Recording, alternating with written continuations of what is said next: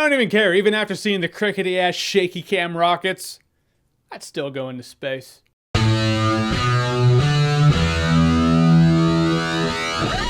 First Man. So First Man's directed by Damien Chazelle. He directed Whiplash, he directed La La Land. It stars Ryan Gosling as Neil Armstrong. Neil Armstrong is first man to walk on the moon, hence the title. But this isn't necessarily the story of the Apollo 11 mission, though we do see it. It's the story of all the drama and the bumps in the road leading to landing on the moon. See, when something happens that is a worldwide televised event that's described as one giant leap for mankind, it's easy to concentrate on the end product and overlook the bumps, bruises, blood, sweat, and tears that were shed to get there. So now we get a peek behind the curtain into that story. Ryan Gosling, of course, is great in this movie. He's great, period. He does still do the Ryan Gosling thing. That is, Ryan Gosling can have the most screen time with the fewest lines in a movie. What can I say? The dude comes across as very stoic a lot of the time. But that might be in character for Neil Armstrong. I don't know what Neil Armstrong was like, but in this movie, he comes across as very binary. It looks like in this movie, he was created by design to be very calculating and very mathematical. Which means, although he does show emotional tension in the movie, when the stress of the entire ordeal is coming down on the family, Claire Foy plays his wife. She does a really good job too. A lot of it falls on her to show how stressful the situation is. Neil Armstrong looks like he's on emotional lockdown for a lot of the movie. So she's the one showing a lot of the emotional tears, and I like the fact that it showed that this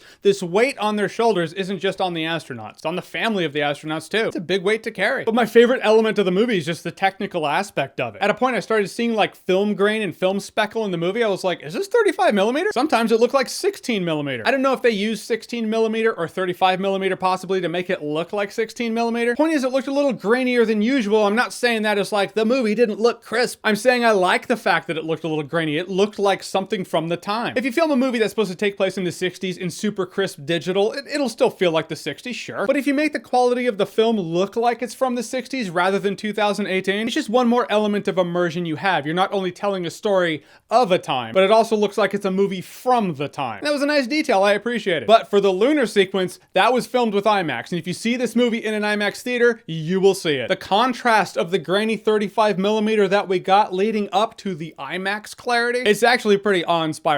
There was not a sound in the theater when it happened. It was crazy. At some degree, I kind of know what my grandmother felt like when she first saw The Wizard of Oz and Dorothy walks out of her black and white house and everything's in color. I understand it's not going to be exactly that, but still, same kind of feeling. Also, I have no idea what is CGI and what's practical. There are so many shots in this movie that's like the Top Gun angle, you know, camera on the wing, aiming back at the tail, and you see the clouds and the earth spinning behind it, but those clouds get really small because they go really high. Seeing that transition of when it's daytime and the blue of sky turns to black, it's effective. I don't know if it's real. I don't know. Also, scenes in pretty much any cockpit. There were a lot of test runs that happened before we were actually like, all right, let's go to the moon. And in any cockpit scene, which this movie pretty much starts out with one of them, it is unsettling. It feels like what it pretty much actually is. Someone strapped to a garbage can, they're just being launched. The sound is comparable to when the velociraptors were being fed in the original Jurassic Park, mixed with explosions. Like, it's a really unsettling sound. You're like, we're probably gonna die. A lot of shaky cam too, but this isn't an action sequence. It's not like you're supposed to have everything framed up. All right, let me see the action. Why is it shaky cam? It's supposed to be shaky. It's supposed to be unsettling. You're supposed to be in the cockpit, and that's how it is. You're not flying on Virgin America first class here. It's gonna get bumpy. The movie successfully walks the tricky line of asking,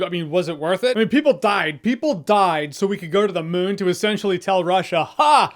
We did it first. So you have to just stop and be like, is it worth these people no longer being around, no longer existing? They're no longer alive. However, while asking that question, it doesn't undercut the scope of the gravity of the situation of we went to the moon. That's inspired generations of people to come. That's the stuff that dreams are made of. That expands imagination. It makes people go, hey, what's next? I guess Mars over half a century later. One thing the movie doesn't portray or do so well is show the passage of time. This whole story takes place in the span of about 8 years, and at the beginning of the movie, his wife goes from not pregnant to now he has a kid. And in that time, he's on what seems like day 2 of his space training. But it can't be day 2, we're on like month 9. When you really sit down and look at it, this whole movie takes place in the span of 8 years. It does not feel like 8 years at all. I do feel like this movie's not the drama it wanted to be. Like, it's not as impactful as it aimed for. And I don't know if that's because Neil Armstrong's one of the most stoic people in US history, or if it's because Ryan Gosling portrayed Neil Armstrong as one of the most stoic people in cinematic history. I don't know Neil Armstrong Armstrong. I never met him. I haven't talked to his family. Quite possible that Neil Armstrong just doesn't lend himself to drama because he's a very stoic, mathematical person who doesn't show emotion. Even when you see the emotion at home, it doesn't hit you in the heart. It just more or less makes you nod like, yeah, I'm glad they addressed that. So it's a very interesting movie. It's a fascinating look behind the curtain. Very intense when you're in the cockpit. I just feel like this movie should have hit me in the feels a little more. Maybe I'm heartless. I humor that. Guys, in the end, First Man was really enjoyable. It was a dramatic peek behind the curtain of the legend